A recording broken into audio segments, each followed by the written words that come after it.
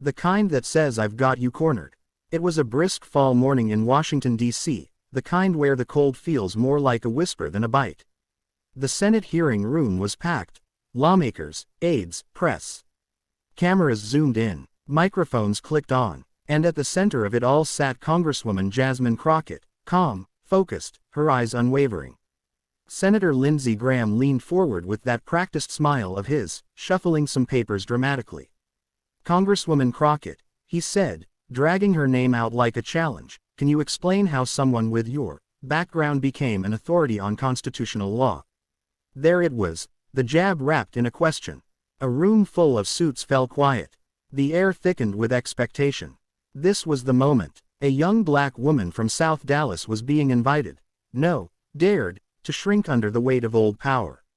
But Jasmine didn't flinch. She smiled gently, not out of smugness, but with something else, something rarer. "Grace, Senator," she began, "I'd be happy to share. But first, let me ask you something.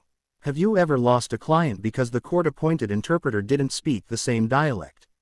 Or had to console a child outside a courtroom after their mother was sentenced for a nonviolent offense she couldn't afford to fight?" Graham blinked. The room stilled. "Because that's my background," she continued. "And that's what taught me the Constitution isn't just a document. It's a living promise. One that too many people never get to cash in on." A few gasps. One aide dropped their pen. But this wasn't about humiliation. Jasmine wasn't there to win a verbal sparring match. She was there for something deeper. She turned slightly, addressing not just the senator, but the whole room, and perhaps even the millions watching from home. "I became an authority on constitutional law not despite my background, but because of it. I've watched rights violated in real time. I've held the hands of people who never knew they had any to begin with." Then she paused, and in that pause, something changed. From the back of the room, a janitor quietly stepped in, mop in hand. No one noticed, except Jasmine. She gave a nod. He returned a humble smile and carried on. A memory struck her mid-sentence. Not long ago, during a late-night prep session in this very building, she'd shared her food with that same janitor. They'd spoken briefly about family. His daughter, recently ill. The crushing cost of her meds. Jasmine had taken note, made a few calls, and ensured she got help through a community health initiative.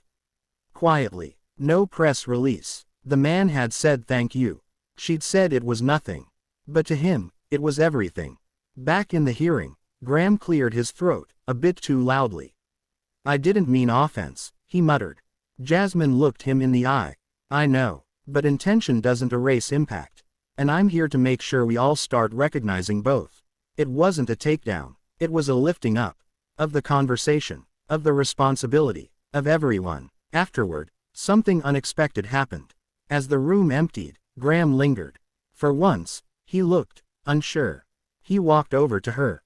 "You're a force," he said quietly. "Didn't see it coming." Jasmine extended her hand. "Most people don't, until they decide to look past the surface." He shook her hand. A little longer than necessary. A little more sincerely than expected. That night, social media buzzed with headlines, clips, and praise. But Jasmine logged off. She wasn't in this for viral moments. Instead, she was at the community center in DC's Ward 7, helping organize a food drive. Talking to a single mom about eviction prevention. Listening. Because for her, this was the real hearing. The one that mattered. Sometimes, power tries to embarrass you. But kindness humbles it. The janitor's daughter is now thriving. Senator Graham has co-sponsored a bipartisan justice reform bill, something no one thought he'd ever touch. And Jasmine, she's still doing the work. Unshaken, unapologetic, unstoppable. Because the fight for dignity doesn't start in the chambers of power, it starts in the hearts of people who refuse to be silenced. And sometimes, the best way to leave someone frozen, is to burn with humanity so brightly, they forget how to fight it. N.